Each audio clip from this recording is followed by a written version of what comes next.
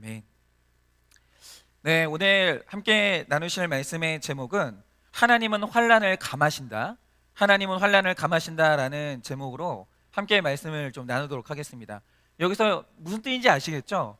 하나님은 믿는 자가 당할 환난을 줄여주신다라는 거예요. 제가 얼마 전에 잘 아는 분이 몸이 안 좋으셔가지고 병원에 가신 적이 있었거든요. 그런데 이제 검사를 하고 났는데 의사가 부르는 거예요. 그리고 하시는 말이 뭐냐면 너무 안타까운 소식을 전하게 돼서 죄송한데 너무 안 좋은 부위에 암이 생겼다고 그런 얘기를 들으신 거예요. 그런데 제가 아는 그분은 정말 씩씩하고 밝은 분이거든요. 그런데 이 암이라는 단어가 주는 공포가 어마어마한 거예요. 이 암이라는 소식을 들으니까 얼마나 겁이 나셨는지 너무너무 두려워하시고 그다음부터 식사를 못 하시는 거예요. 너무 이해가 되죠. 근데 의사가 왜 이런 말이라도 해주면 좋잖아요. 그런데 다행히도 부위가 좋습니다. 혹은 이게 진행이 안 됐습니다. 치료 잘하면 괜찮을 것 같습니다. 이렇게 말해주면 좋겠는데 너무 안 좋은 얼굴로 의사 같은 권위자가 너무 안 좋은 부위에 암이 생겼다고, 마음에 좀 대비를 하셔야 되겠다고, 이러니까 이제 모든 게 내려앉으시는 거예요. 그런데 신기한 게 뭐냐면 이런 일이 실제로 있더라고요. 이분이 이제 너무 이제 검사 결과가 안 믿어지니까 이제 큰 병원을 가셨어요. 그 다시 검사를 해본 거죠. 그런데 검사를 해봤더니 암이 아닌 거예요. 여러분, 그런 일이 실제로 있습니다, 진짜. 그래서 여러분 혹시 그런 선고 받으시면 한 2번 이상은 한번 검사해 보시기를 바래요. 근데 어쨌든 암이 아니었던 겁니다. 그래서 이분이 그때 이게 구원의 감격이구나. 만약에 내가 예수님을 만났는데 죽어서 예수님이 나한테 이러신다는 거죠. 너 천국 못 간다. 정말 안 좋은 소식 전해줘서 미안한데 너 천국 못 간다. 여러분, 예수님이 이런 말 하면 지금 우리 심정이 어떻겠어요? 근데 이분이 그때 이걸 경험하시고 이게 구원의 감격이구나. 내가 주님 만나는 날, 그래, 다행이다, 너 천국 갈 수 있다, 내가 이 말 들어야 되겠구나. 이분이 이걸 깨달으신 거예요. 근데 제가 이 극과 극의 반응을 보면서 이 땅에서 당하는 환난이라는 게 가벼운 게 아니라는 거예요. 이게 얼마나 큰지 제가 다시 한번 깨닫게 됐습니다. 여러분, 지금 우리가 읽고 있는 마태복음 24장은 종말에 관한 말씀입니다. 그런데 종말의 때 예수님이 계속해서 지금 강조하시는 게 뭐냐면 난리는 있어야 되는 일이라는 거예요. 그런데 우리는 온갖 방법을 다 동원해서 이 난리를 좀 피해 보려고 합니다. 뭐 보험을 들기도 하고 뭐 굉장히 자주 이렇게 그 신체 검사를 받기도 하고 이러면서 어쨌든 난리를 피해 보려고 하는 거예요. 그런데 여러분, 환난 중에서 가장 큰 환난이 뭐가 있겠습니까? 우리의 진짜 환난이 뭐냐라는 거죠. 그래서 오늘은 그것을 나누고 어떻게 하나님이 그 환난을 감해 주시는지 오늘 이것을 좀 나누려고 합니다. 첫째로, 우리 인생의 가장 큰 환난은 멸망에 가증한 것이 거룩한 곳에 선 것이 가장 큰 환난이에요. 15절입니다. 그러므로 너희가 선지자 다니엘이 말한 바 멸망에 가증한 것이 거룩한 곳에 선 것을 보거든 읽는 자는 깨달을진저라고 합니다. 여러분, 구약의 다니엘서에서 장차 있을 그 이스라엘의 멸망에 대해서 예언하기를 언제 멸망하냐 하면 거룩해야 될 성전에 가증한 것이 섰거든 그러면 멸망하는 줄 알라, 이렇게 얘기를 합니다. 그런데 이 예언이 실제로 이루어집니다. 이 예언의 결국 예언대로 예루살렘 성전이 돌 위에 돌 하나도 남기지 않고 로마 군대에 의해서 초토화가 됩니다. AD 70년에 티투스 장군에 의해서 초토화가 돼요. 그리고 훗날 이 티투스 장군은 로마의 황제가 됩니다. 이날 얼마나 끔찍한 이 학살이 일어나는지 110만 명이 학살되고 10만 명이 포로로 잡혀갔습니다. 그런데 여러분, 중요한 건 이거죠. 모든 것은 이유가 있거든요. 이 멸망이 왜 일어났습니까? 이유가 뭐냐면 계속 예수님이 경고하셨는데도 불구하고 거룩해야 될 성전에 우상이 서고 성전이 강도의 구렬로 바꿨더니 하나님이 거기를 세울 수가 없었던 거예요. 그래서 하나님이 멸망을 시키십니다. 그래서 저도 목회를 하면서 가장 긴장하면서 봐야 될 것은 거룩해야 될 성도님들 내면에 가증한 것이 섰는지 안 섰는지, 섰다면 미리미리 무너뜨리는 게 그게 목회자가 해야 될 굉장히 중요한 책무입니다. 여러분, 우리가 성경을 읽고 큐티한다는 건 뭡니까? 큐티하는 이유가 뭐예요? 이유가 뭐냐면 멸망에 가증한 것이 거룩해야 될 내 마음에 서 있지 않은지 나 자신을 보려고 하는 게 그게 큐티예요. 왜냐? 멸망에 가증한 것이 거룩한 내 마음에 서는 것은 순식간이고 목사도 그 누구도 예외가 아니에요. 순식간에 들어옵니다.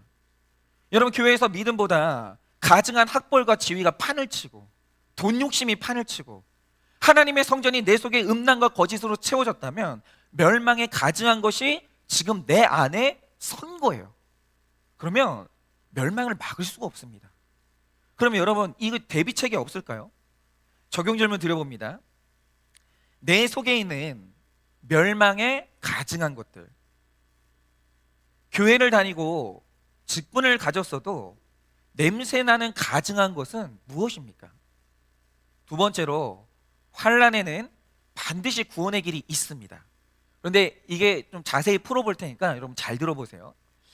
여러분, 우리가 어떻게 하면 구원의 길을 얻을 수 있습니까? 이 환난의 때에 우리가 이제 몇 가지를 볼 텐데, 일단 구원의 길을 보려면 환난의 때에 반드시 말씀 펼치셔야 돼요. 그게 내비게이션이에요. 여러분, 말씀 펼치는 정신이 없잖아요. 이건 이런 거죠. 환난이 딱 왔어요. 그런데 환난이 왔구나, 오늘 하나님이 뭐라고 말씀하시지? 라고 말씀 펴는 건 엄청난 내공이에요. 보통 사람들은 뭐 암에 걸렸다, 부도가 났다, 그런 사건이 오잖아요. 말씀 못 펴니다. 멘탈이 나가는 거예요. 평소에 내가 훈련을 하지 않으면 환난의 때에 가만히 앉아서 말씀 펴는 게 안 되는 거예요. 그런데 말씀을 펴면, 제가 장담 드릴게요, 큰 환난이 오면 올수록 이 말씀을 펴면 거기서 하나님이 음성을 말씀하시는 거예요. 환난 가운데서 성경을 읽고 깨달은 자는 거기서 구원의 길을 볼 수 있는 겁니다. 그리고 남들에게 보여줄 수 있는 거예요. 그러면 오늘 하나님이 우리에게 말씀하시는 게 뭔가? 일단 16절입니다. 그때에 유대에 있는 자들은, 멸망의 때에 유대에 있는 자들은 산으로 도망갈지어다 라고 합니다. 근데 여러분 보세요. 지금 산으로 가라고 하는데 이 말씀을 보면 산으로 등산하라는 게 아니에요. 환난의 때에는 산으로 도망가라는 거예요.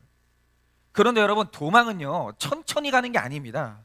환난이 왔으면 고민할 것도 없어요. 즉시 산으로 가는 거예요. 그런데 여기서 산이라는 것은 굉장히 상징적인 의미입니다. 예수님이 제자들을 따로 가르치실 때 가장 중요한 말씀을 하실 때 어디로 데려가셨냐면 산으로 데려가셨어요. 또 예수님이 기도하실 때, 긴급한 기도 제목이 있을 때 언제나 산으로 가셨습니다. 즉 산으로 가라라고 할 때 여기서 산이라는 것은 말씀과 기도와 예배가 있는 장소, 그 소그룹, 교회, 성전, 거기를 빨리 가라는 거예요. 여러분, 만약에 우리 삶에 큰 환난이 왔으면 즉시 예배로, 목장으로, 큐티로 경건한 사람들을 만나기 위해서 빨리 가셔야 됩니다. 지체할 것도 없어요. 그냥 환난이 왔으면 몸이 못 간다, 전화라도 하세요. 빨리 가야 되는 거예요. 그리고 빨리 말씀을 펴야 되는 거예요. 여러분, 환난의 때에는 정말 다른 거 하시면 안 됩니다.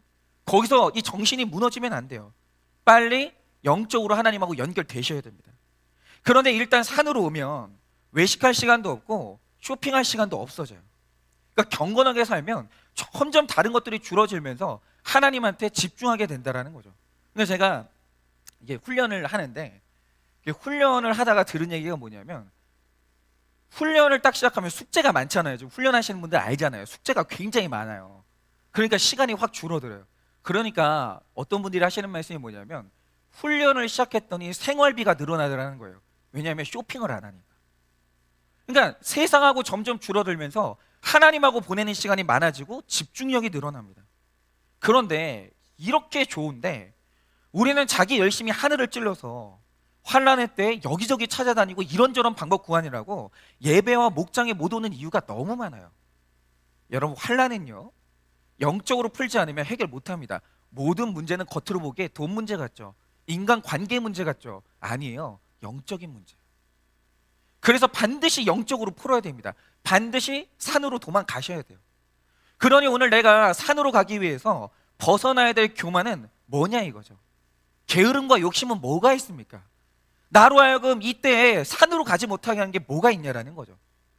17절입니다. 지붕 위에 있는 자는 집 안에 있는 물건을 가지러 내려가지 말며 라고 합니다. 그런데 이 말씀이 뭐냐면, 자, 산으로 못 갈 수도 있어요. 산이 너무 멀어가지고. 그런데 오늘 예수님이 말씀하시는 게 뭐냐면, 산에 못 가는 자는 지붕에라도 올라가라는 거예요. 그럼 여러분, 지붕에라도 올라가라는 말의 뜻이 뭡니까? 바빠서 새벽 예배 현장에 못 오고 직장 때문에 예배에 참석 못한다고 핑계대지 말고 각자의 자리에서 치열하게 큐티하고 거기서 새벽 큐티 설교라도 들으셔야 돼요.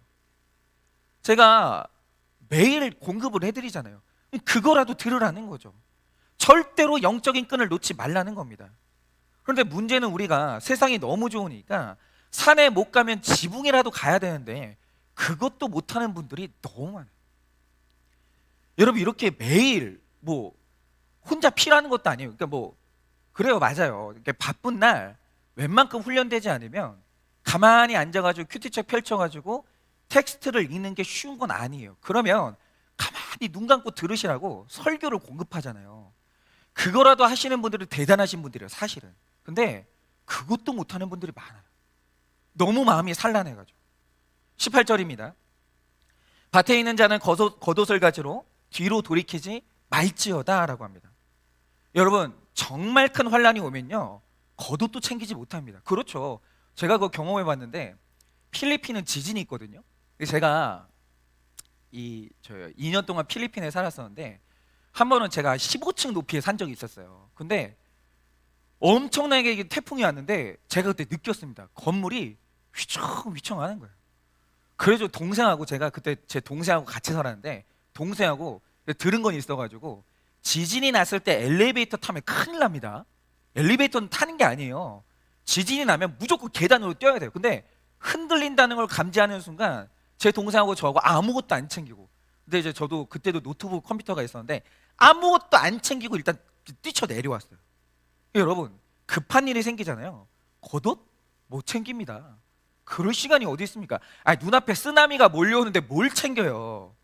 여러분, 이 말씀의 적용이 뭐냐면, 환란이 오셨으면 교양과 체면의 옷을 내버려 두고 망했으면 망했다고 말하고, 배우자가 바람났으면 바람났다고 말하시고, 자녀가 문제 일으켰으면 일으켰다고 말하고, 그렇게 빨리 와가지고 오픈을 하라는 거예요. 상의를 하라는 거죠.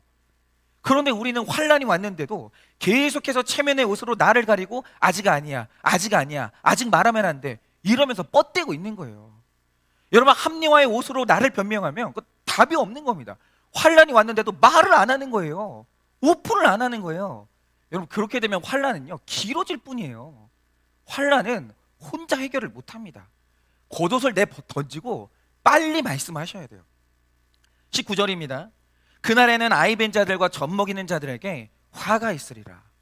여러분, 이렇게 제가 말씀드린 대로 환란이 왔으면 정신을 똑바로 차리고 빨리 영적으로 연결되고 말씀을 펴고 공동체에 달려오고 나 자신의 상태를 빨리 말하고 이러면 환란이 좀 감해져요.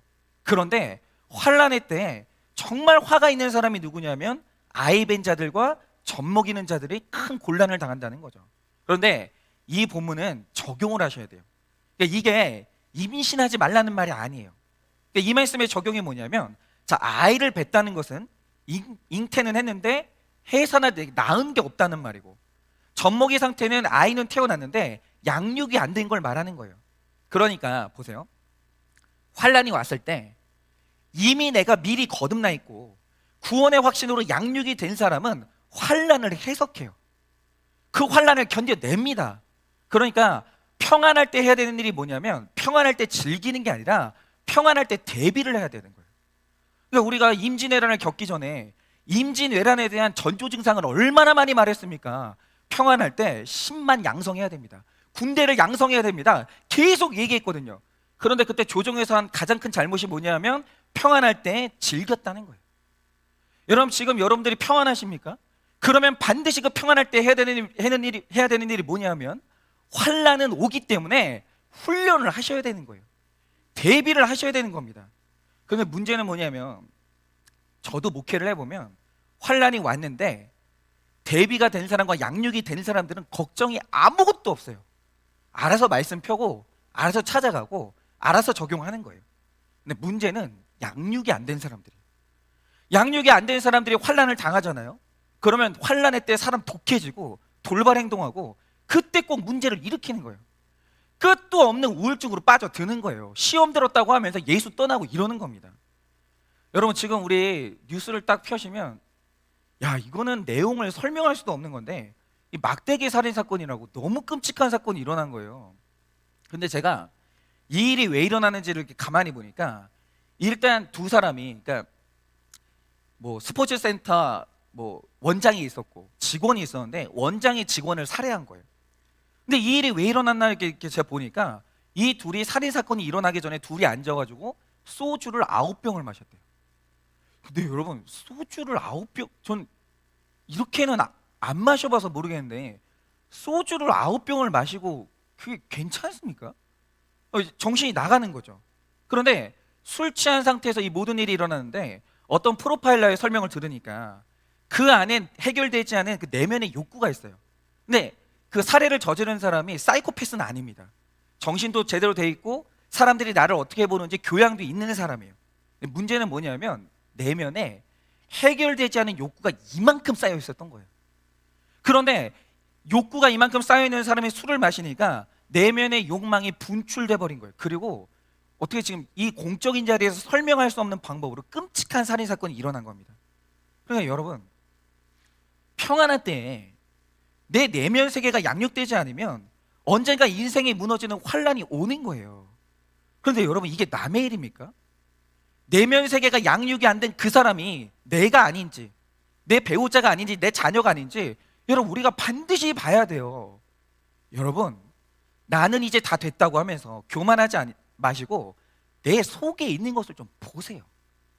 더러운 것들이 쌓여 있다가 한 번에 폭발하면 그때 죽는 거예요. 여러분, 성경을 보면서 우리가 양육을 받으면서 하나씩 오픈하면서 압력을 빼면 그때는 괜찮아지는 거예요. 근데 문제는 뭐냐면 오픈을 안 하고 내면에 더러운 것들이 쌓이다가 어느 날 폭발한다. 그때는 폭발하면 난리 나는 거예요. 나만 죽는 게 아닙니다. 같이 죽는 거예요. 여러분, 지금 사람들은 다 멸망에 가증한 것들을 그 안에 쌓아놓고 있는데 이걸 누가 드러내면 공감이 됩니다. 그 기가 막힌 것을 오픈했을 때 치유가 되고 시원해지는 거예요. 오픈하는 게 아무것도 아니에요. 여러분, 폭발하는 것보다 오픈하는 게 낫지 않아요? 오픈만 해도 치유가 되고 건강해지는 거예요. 그러니까 제가 양육을 하면서 계속 오픈해야 된다고 말하는 이유가 뭐냐면 환란의 때에 뻥 터져가지고 죽지 말고 우리가 살아나야 되기 때문에 미리미리 오픈하라고 하는 거예요. 그 안에 멸망에 가증한 것이 뭐가 쌓였는지 그거 미리미리 빼내고 우리가 회개를 해야 돼요. 근데 문제는 뭐냐면 공동체가 있는데도 남의 오픈을 들어줄 문화가 없고 공동체가 없으면 오픈을 못하는 거예요. 그게 문제예요. 그러니까 이제 가끔 가다가 저한테 이메일을 주시고 저한테 연락하시는 분들은 그 이유가 뭐겠습니까? 교회 다 다녀요. 교우들이 있어요. 근데 소그룹에 가도 말을 못 하겠는 거예요. 그리고 또 어떤 교회는 적극적으로 말하지 말라고 하는 거예요. 교회에서는 그런 말 하지 마시라고.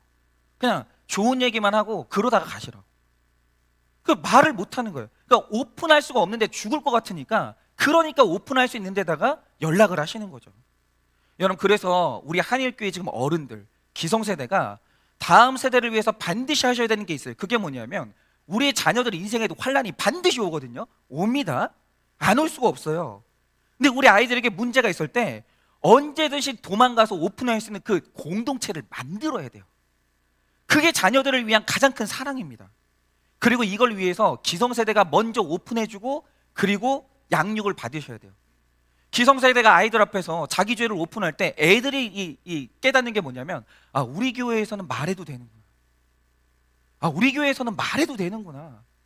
여기는 괜찮구나. 아이들이 아는 거예요. 그럼 저 아이들이 문제가 생겼을 때 어디로 오냐? 교회 와요. 말하고 사는 거예요. 근데 그 공동체는 애들이 못 만들어요. 기성세대가 만들고 내가 먼저 누려야 되는 거예요. 그래야 이게 가능해지는 겁니다.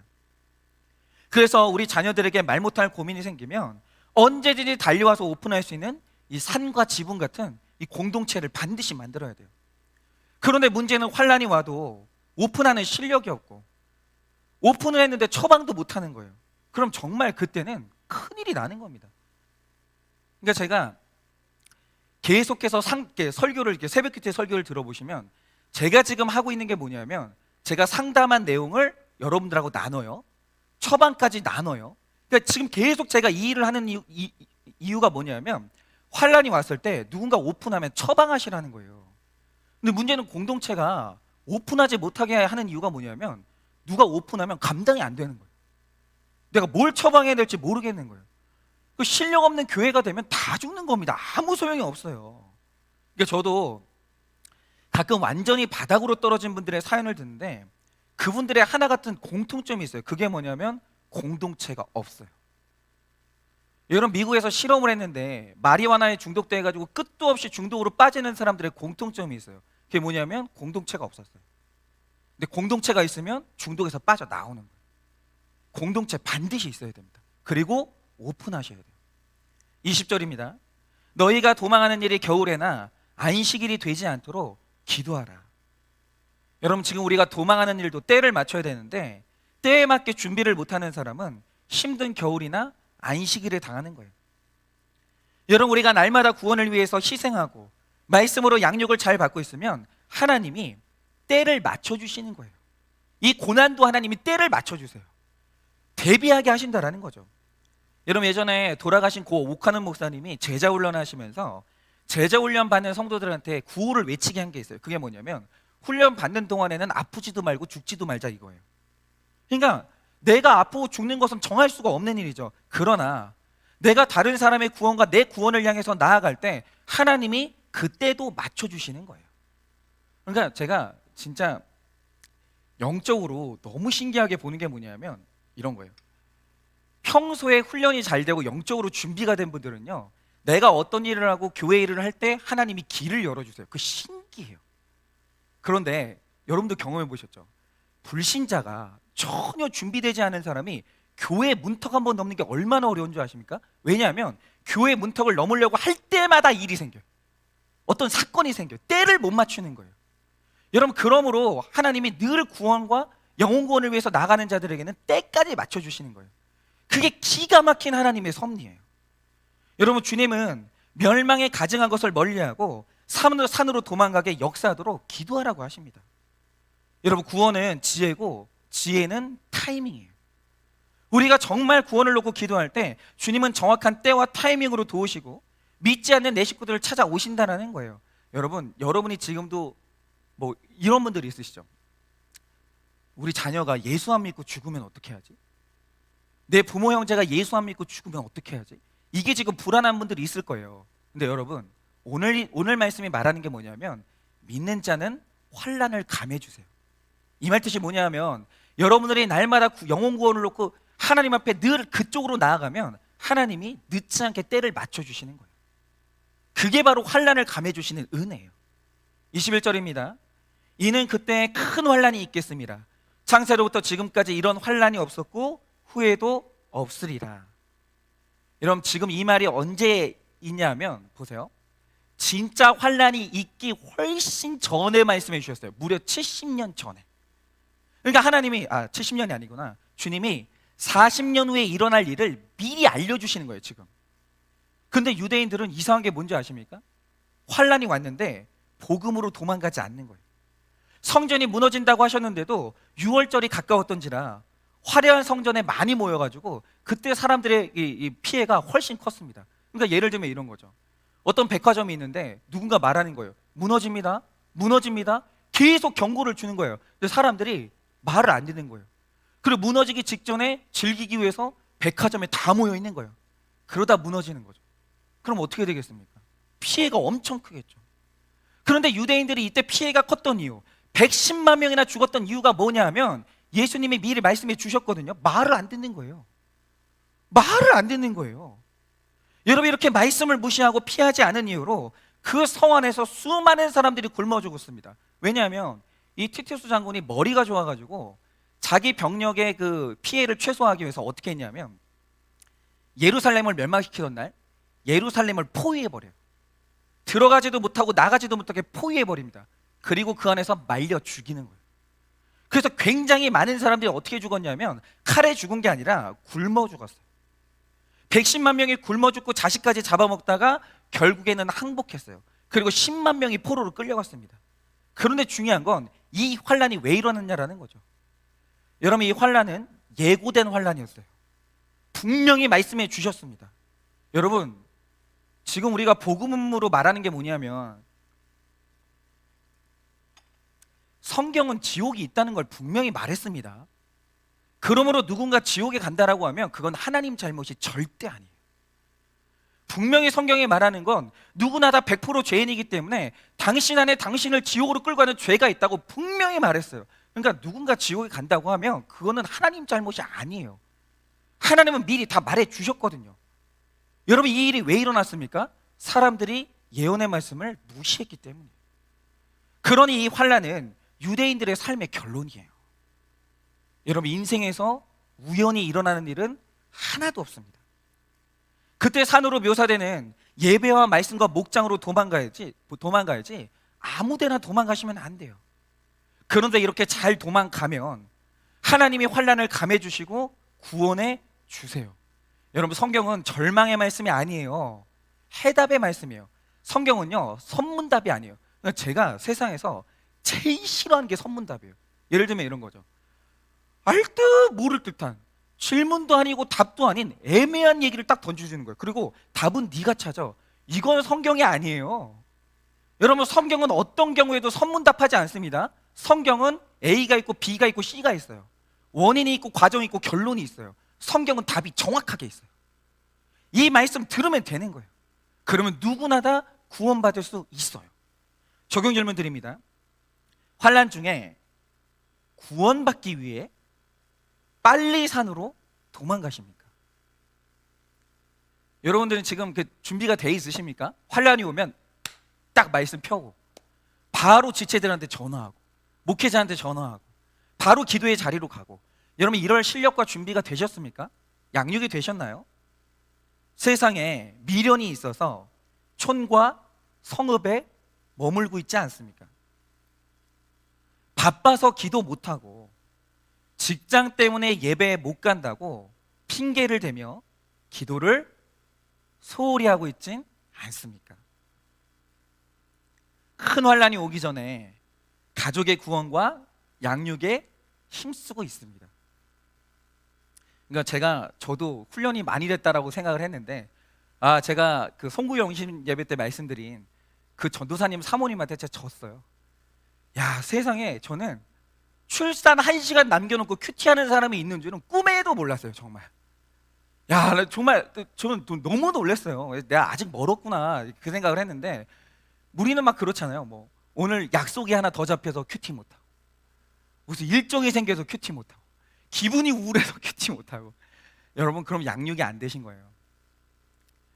마지막 세 번째로, 여러분, 결론이 뭐냐면 택한 자에게는 환난을 감해 주세요.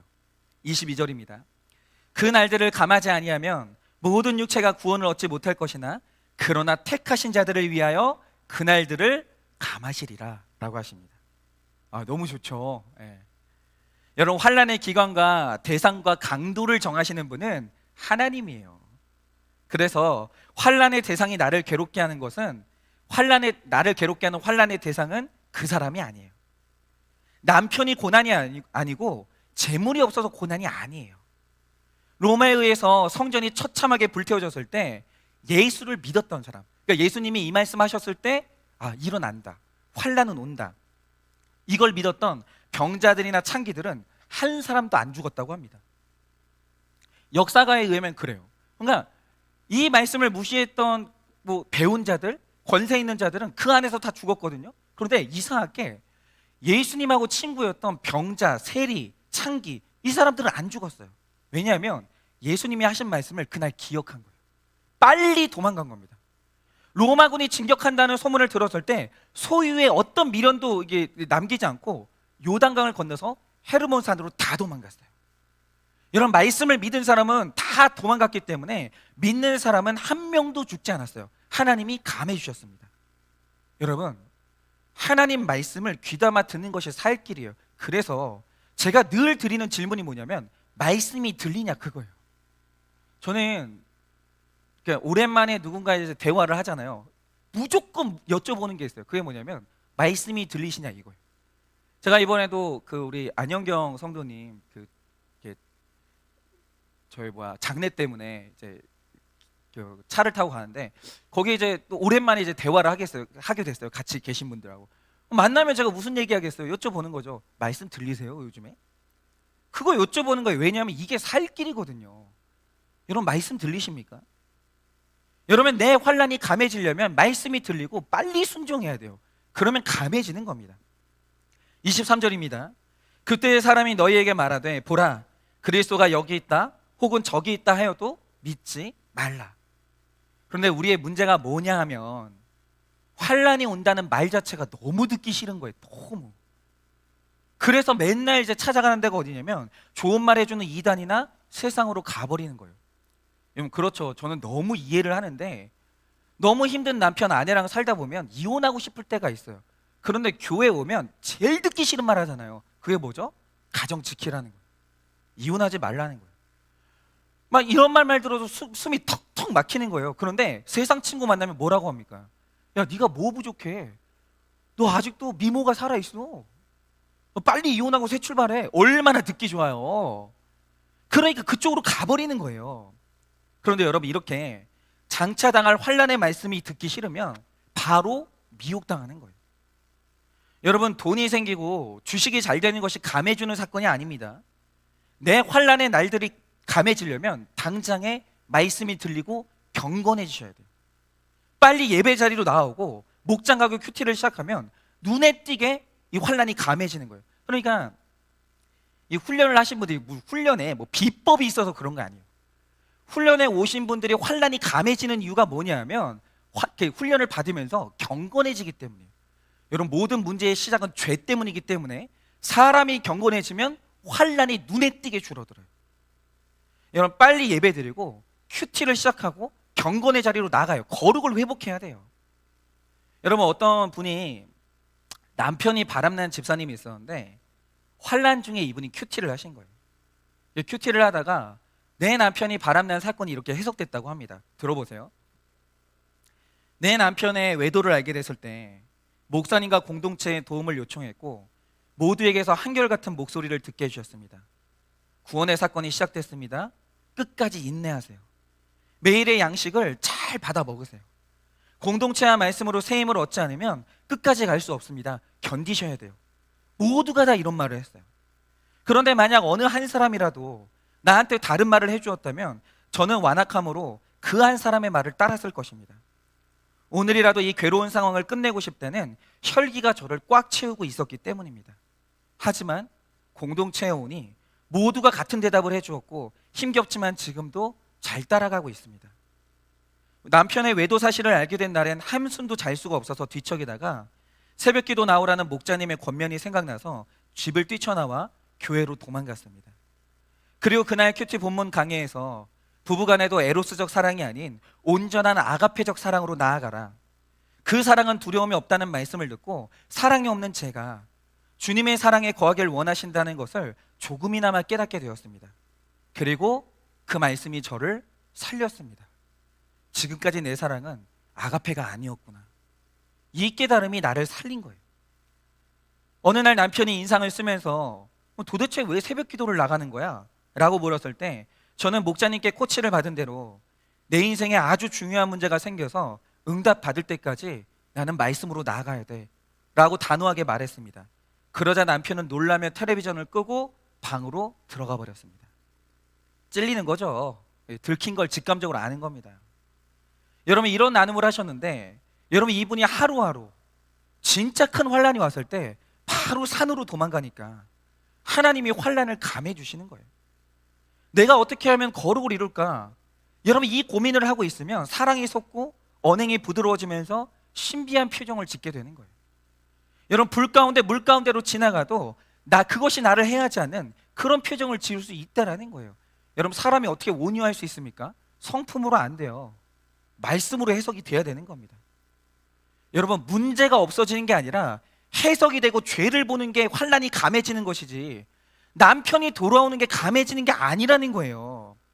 그러면 이 남편이 또 나의 우상이 될 수밖에 없습니다. 여러분, 내가 이렇게 산으로 도망가서 말씀의 처방을 받고 있으면 하나님이 다 알아서 돌아오게 하시는 거예요. 여러분, 문제는 이렇게 해결해야 되는데 많은 사람들이 거짓 그리스도를 쫓는 겁니다. 24절입니다. 거짓 그리스도들과 거짓 선지자들이 일어나 큰 표적과 기사를 보여 할 수만 있다면 택하신 자들도 미혹하리라 라고 합니다. 여러분, 나의 기막힌 문제에 너무 듣고 싶었던 그 해답을 주는 사람이 있으면 얼마나 좋겠어요.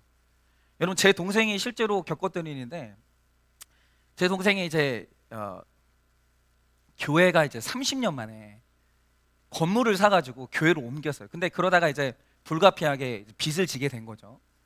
근데 지금 한 20억 정도 이제 빚을 졌는데, 그게 이제 갚을 수 있는 범위예요. 그 교회 사이즈에서. 그래서 이제 지금도 건강하게 차근차근 갚아 나가고 있는데, 문제는 뭐냐면 목회자의 마음에는 이것만 없으면 이 이자 내는 거 있잖아요. 이것만 없으면 당장 부교육자를 몇 명을 하면서 성도님들을 더 섬길 수 있고, 이거 가지고 할 수 있는 일이 너무 많은 거예요.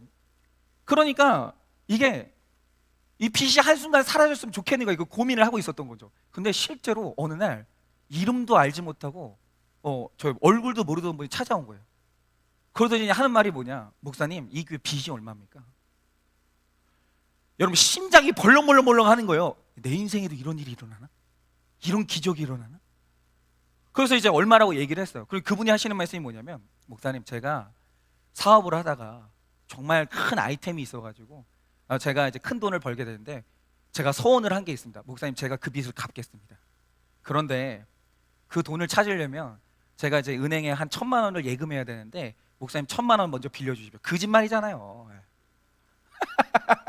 그렇죠. 제 동생 같은 바리새인의 인생에 이런 일은 일어날 수 없는 거예요. 예. 그럴 수가 없죠. 말도 안 되는 거죠. 누가 와가지고 20억을 한 번에 갚아줘요. 뭐 저라면 그런 일이 일어날 수 있어요. 근데 제 동생은 그런 일 안 일어나요. 아주 바리새인이기 때문에 일평생 빚 갚으면서 양육을 받아야 돼요. 뭐 어쨌든 간에 예. 오늘 처음 오신 분들은 모르시겠지만 저랑 똑같이 생긴 쌍둥이 동생이 안산에서 목회하고 있습니다. 어쨌든 간에. 근데 여러분 생각을 해보세요. 내가 우리 성도님들하고 같이 조금씩 정직하게 하나님께 바친 헌금으로 우리가 이렇게 이 빚을 해결하는 게 아니라, 어느 날 한순간 해결하고 싶은 욕구가 꽉 찼다고 하죠. 그건 마법이거든요. 그런 건 없어요, 인생에. 여러분 하나님의 섭리 안에 그런 건 없어요. 혹시 뭐 있을 수도 있겠으나 특별한 일이 있으면. 그런데 뭐 갑자기 어느 날 내 인생이, 나는 변한 게 없는데 갑자기 로또에 맞아가지고 내가 막 벼락부자가 된다. 여러분 하나님의 섭리 안에 그런 건 없어요. 그냥 땀 흘려서 일평생 먹으면 돼요. 그게 제일 좋은 하나님의 섭리. 근데 내 안에 이런 미혹이 들어왔는데 내가 듣고 싶은 말을 딱 해주는 사람이 있다라고 하죠. 얼마나 좋아요. 여러분 수많은 사람들이 그 말에 혹해가지고 인생 패가망신한 목사님들, 교회가 무너진 교회, 그런 개인들이 얼마나 많은지 모릅니다. 꼭 있잖아요. 막 그러는 거예요.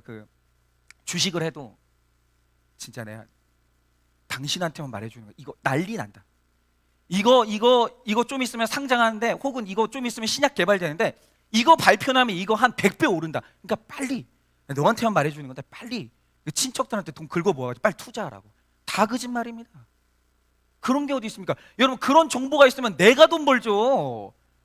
아니 세상에 남을 돈 벌게 해주는 그렇게 좋은 사람이 어디 있어요? 그런데 우리가 이런 거짓 선지자한테 미혹을 당하는 거예요. 왜? 환란의 말씀이 아니라 듣기 좋은 말을 듣고 싶어 하니까 이런 일에 사기를 당하는 겁니다. 여러분 남유다의 아하스 왕도 미가 선지자가 옳은 말을 하니까 듣기 싫어했어요. 그런데 슬쩍 십자가 없어도 구원받을 수 있다는 선지자가 오니까 그 말에 혹하는 거예요. 그러니까 우리의 본능이 뭐냐면, 아무리 맞는 말이라도 듣기 싫은 말은 싫은 거예요. 그래서 이제 보면은 지금 이제 대선 주자들이 막 대통령 되겠다고 뛰고 있는데, 결국 이제 누가 당선되는가라고 하면 쓴소리 잘 듣는 실력 있는 사람이 당선되는 거예요. 듣기 좋은 말만 듣는 사람은 이게 당선될 수가 없는 거죠. 그런데 아까 그 집사님은 모든 사람이 똑같은 말을 해주는데 내가 제일 듣기 싫어하는 말이에요. 나는 지금 확 이혼해버리고 이 사람한테 시원하게 복수하고 싶거든요. 감히 네가 나를 배신해? 이혼! 이러고 싶은 거예요. 그런데 교회를 왔더니 다 쓴소리 하는 거예요. 이혼하면 안 됩니다. 가정 지키셔야 됩니다. 마음 굳게 잡으셔야 됩니다. 그런데 그 얘기를 들으니까 남편에 대한 애통한 마음이 생기고 전혀 다른 마음을 경험하면서 가정을 지키는 거예요. 그래서 사실 이 남편분이 이 외도를 한 건 남편의 문제가 아니라 하나님이 이 아내를 양육하기 위해서 남편이 수고하는 거예요. 이 말씀을 좀 알아들으시기 바랍니다. 25절에서 27절입니다. 보라, 내가 너희에게 미리 말하였노라. 그러면 사람들이 너희에게 말하되, 보라, 그리스도가 광야에 있다 하여도 나가지 말고, 보라, 골방에 있다 하여도 믿지 말라. 번개가 동편에 나서 서편까지 번쩍임 같이 인자의 임함도 그러하리라. 믿지 마십시오. 여러분이 어떤 교회를 가셔도 여러분, 하나님은 여러분을 무조건 사랑하십니다, 여러분은 100% 구원받습니다, 믿지 마십시오. 쓴소리를 들어야 돼요. 여러분, 복음은 장차당할 환난이라고 미리 예방주사를 놨기 때문에 정작 환난이 오면 다 사는 거예요, 미리 이 말씀을 들어놓으면. 그런데 말씀도 듣지 않았는데 환난이 오잖아요. 넘어지는 거예요. 그러니까 저는, 제가 말씀드리지만 기복주의는 이단이에요. 저는 그렇게 생각합니다. 그러니까 이 땅에서 우리가 물질의 축복을 받는 그 자체가 이단이란 말이 아니에요. 성경이 그것만 말한다고 하면 그거 이단이에요. 분명히 성경에는 장차당할 환난을 미리 말씀해 주셨는데 이거 말 안 하고 좋은 말만 했다가 환난이 오잖아요. 성도님들이 얼마나 큰 곤란을 경주하십니까? 나한테 왜 이런 일이 왔지? 예수 믿으면 좋은 일만 생긴다고 했는데, 형통한다고 그랬는데 왜 우리 자녀가 이렇게 됐지? 방황을 하기 시작하는 거예요. 여러분, 예고 없이 환난 당하잖아요. 죽는 겁니다. 그래서 큐티는 뭐냐? 장차당한 환난을 미리 예방하는 예방주사예요. 미리 듣고 가는 거죠. 주어진 일상에서 최선을 다하면서 미리 하신 말씀으로 예방주사를 맞고 살 때 환난은 감해지는 거예요. 마지막 28절입니다. 죽음이 있는 곳에는 독수리들이 모일 것이니라. 여러분, 결국에는 우린 잘 된다, 잘 된다, 우린 망하지 않는다, 여러분 이랬던 유대인들에게 로마 군대가 심판의 대언자로서 독수리 깃발을 들고 왔어요. 여러분 다 아시죠? 로마의 상징은 독수리. 죽음이 있는 곳에 독수리들이 모인다는 게 정확하게 예언이 맞아떨어진 거예요. 유대인들이 멸망하던 날 독수리 깃발을 들었던 로마 군대가 진격을 한 겁니다. 여러분, 최후 심판의 날은 와요. 그러나 아무리 심판을 하고 죽음이 있는 곳에 모여들어도 생명은 생명끼리, 사망은 사망끼리 모입니다. 여러분, 독수리는 산 자에게 가지 않아요. 독수리는 죽은 자에게만 모이는 거예요. 아무리 환난이 와도 말씀을 미리 듣고 택함 받은 자들은 살아나는 거예요. 여러분, 제가 말씀을 마치겠습니다. 우리 찬양팀 나와주세요. 환난의 강도와 기간과 대상을 정하신 분은 남편도 자녀도 이웃도 아닌 하나님이에요. 여러분, 이것을 믿고 미리미리 대비하시면 환난의 날은 감해지는 겁니다. 여러분, 큰 환난이 와서 도망가는 게 문제가 아니라 내가 너무 완악하기 때문에 나한테 이 환난을 허락하신 게 얼마나 큰 사랑인지 아셔야 돼요.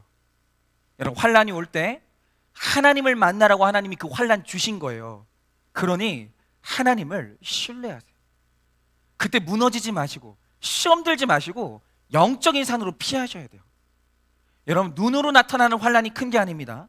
어떤 환난이라도 환난을 넘어서고 감해서 모든 사람에게 증거가 되는 인생이기를 바라겠습니다.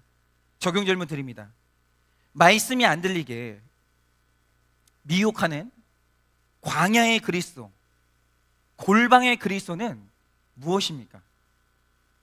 지금 우리 공동체에서는 가정 지켜야 된다, 그리고 믿음 지켜야 된다, 그런 도박 같은 주식 하시면 안 된다, 이렇게 말하고 있는데 반대로 말하는 거짓 선지자는 뭐가 있을까요? 나는 사람의 아들로 오신 인격적인 예수님을 만났습니까? 나는 말씀으로 예방주사를 맞고 가고 있으십니까? 여러분, 한번 묵상해 보시면 너무 좋겠습니다. 우리 이 시간에 말씀을 좀 마치도록 할 텐데요.